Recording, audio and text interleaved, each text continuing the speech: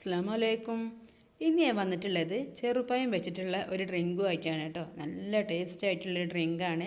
ഇപ്പോൾ നമുക്ക് നോമ്പ് തുറക്കുന്ന ടൈമിലൊക്കെ കുടിക്കാൻ പറ്റിയ ഡ്രിങ്കാണ് കേട്ടോ. നമ്മുടെ ശരീരം നല്ല ചൂടായി നിൽക്കുക, കാരണം വെള്ളമൊന്നും ഇല്ലാതെ. അപ്പോൾ നമ്മളിത് കുടിച്ച് കഴിഞ്ഞിട്ടുണ്ടെങ്കിൽ നമ്മുടെ ശരീരം ഒന്ന് തണുത്ത് കിട്ടും. പക്ഷേ പെട്ടെന്ന് തന്നെ നമുക്ക് വീട്ടിലുണ്ടാക്കാനും പറ്റും. അപ്പോൾ മക്കൾക്കൊന്നും അറിയില്ല ഇത് നമ്മൾ ചെറുപഴം വെച്ചിട്ടാണ് ചെയ്യണമെന്നുള്ളത്.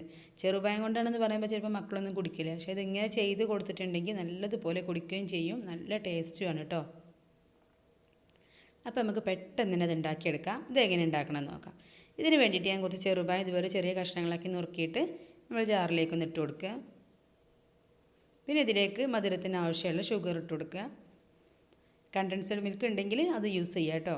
പിന്നെ നമുക്ക് ആവശ്യത്തിന് പാലാണ് വേണ്ടത്. ഞാനിപ്പോൾ ഇതിൽ തണുപ്പിച്ചെടുത്തിട്ടുള്ള പാലാണ്.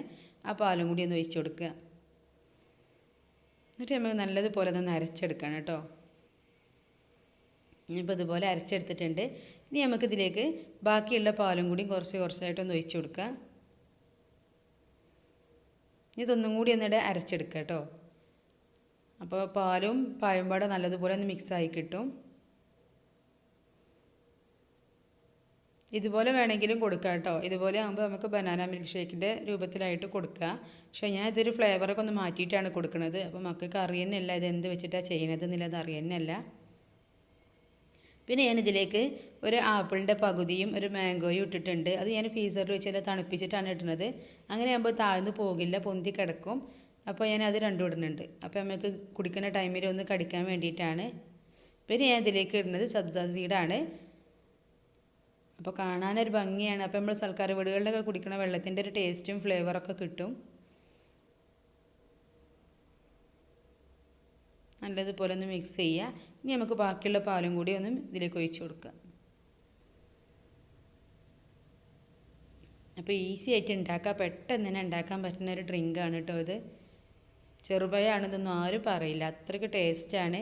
ഇനി ഞാനിതിൻ്റെ ഫ്ലേവറും കളറും ഒക്കെ ഒന്ന് മാറ്റുകയാണ്. ഇതിന് വേണ്ടിയിട്ട് ഞാൻ പിസ്തയാണ്, അത് 2-3 ഡ്രോപ്സ് ഒന്ന് ഒഴിച്ച് കൊടുക്കുകയാണ്. ഇതിലേക്ക് വേണമെങ്കിൽ സ്ട്രോബെറിയോ നമുക്ക് ഇഷ്ടമല്ല ഏത് ഫ്ലേവറിന് വാനില ഫ്ലേവർ ഒഴിക്കണമെങ്കിൽ അതും ഒഴിക്കാം കേട്ടോ. അപ്പോൾ നമുക്ക് ഏത് ഫ്ലേവർ ഒഴിച്ചാലും നല്ലൊരു ടേസ്റ്റാണ്. ഈ ചെറുപഴത്തിൻ്റെ ടേസ്റ്റ് തന്നെ വിട്ടു പോകും. അപ്പോൾ മക്കൾ തന്നെ ഇത് പിന്നെ എടുത്ത് കുടിക്കുകയും ചെയ്യും. അപ്പോൾ നമുക്ക് ഈസി ആയിട്ട് ഉണ്ടാക്കാം കേട്ടോ.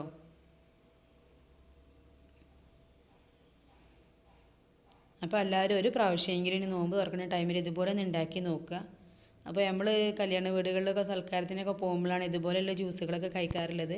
അപ്പോൾ ഇനി വീട്ടിലും ഇതുപോലെ മക്കൾക്ക് ഉണ്ടാക്കി കൊടുക്കുക. അപ്പോൾ അവർക്കും തന്നെ ഭയങ്കര ഒരു കൗതുകമായിട്ട് മാറും.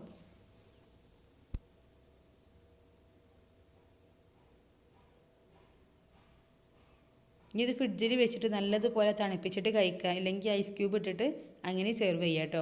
ഞാനിപ്പോൾ ഇത് ഫ്രിഡ്ജിക്ക് നല്ലതുപോലെ തണുപ്പിക്കാനും വെക്കുകയാണ്. എന്നിട്ട് പിന്നെയും അങ്ങനെ കഴിക്കുകയാണ് ചെയ്യുന്നത് കേട്ടോ. അപ്പോൾ നല്ല തണുത്ത് കഴിഞ്ഞാൽ നല്ലൊരു ഫ്ലേവർ തന്നെയാണ്, നല്ലൊരു ടേസ്റ്റുമാണ് കേട്ടോ. അപ്പോൾ എൻ്റെ ചാനൽ സബ്സ്ക്രൈബ് ചെയ്യാത്തവരൊക്കെ ഒന്ന് ചെയ്യുക. എൻ്റെ വീഡിയോ ഇഷ്ടമായെങ്കിൽ ലൈക്ക് ചെയ്യുക, കമൻറ്റ് ചെയ്യുക. അപ്പോൾ പുതിയൊരു വീഡിയോയുമായിട്ട് ഞാൻ അടുത്ത വരുന്നതാണ്. അതുവരേക്കും അസ്സലാമു അലൈക്കും.